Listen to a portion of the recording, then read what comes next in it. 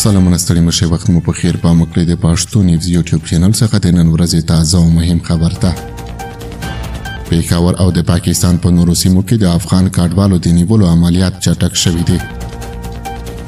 د خیبر پښتونخوا ایالت په مرکز پیښور ښار کې پاکستاني پولیسو د افغان کډوالو د نیولو عملیات چټک کړي او کور په کور یې لټون پیل کړی دی. د پاکستاني رسنیو د راپورونو له مخې د عملیات پیښور د پولیسو د مشر قاسم علي خان په لارښوونه پیل شوي او نن د دغه ولسوالۍ په فقیر آباد او شاوخوا سیمو کې د افغانانو لټون جاري شوی و. په دغو عملیاتو کې چې مشر د فقیر آباد او پهاړی پورا سیمو د پولیسو مشران عمر افریدي او جاوید مروت کوي پوز او پولیس دواړه پکې برخه اخلي. د راپورونو له مخې په دغو عملیاتو کې د پولیسو مختلفو ډلو او ښځینه پولیسو هم ونډه اخیستې او په سیمه کې د افغانانو استوګن ځایونه په نښه کوي.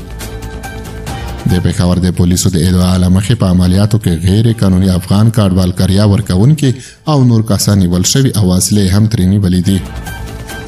د پېښور پولیسو د دغه عملیاتو هدف په دغه ولسوالۍ کې د امنیتي وضعیت سمول ښودل دي، خو عام خلک وایي چې دغه اقدام د افغان کډوالو د ایستلو په لړ کې شوی دی. پاکستان د افغان کډوالو لپاره د خیبر پښتونخوا ایالت په ناصر آباغ او د خیبر ولسوالۍ په لنډي کوتل کې لنډمهالي کیمپونه جوړ کړي دي، خو دغه کیمپونو ته تر اوسه پورې افغانان نه دي لیږدول شوي.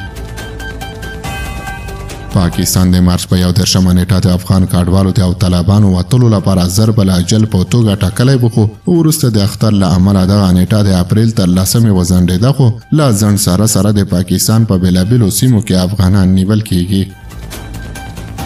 د پاکستان د کورنیو چارو وزارت سرچینو ویلي چې چارواکو په ټول پاکستان کې د غیر قانوني افغان اتباعو د شړلو عملیات له اختر وروسته بیرته پیل کړي چې مخکې د اختر د رخصتیو له امله ځنډول شوي وو.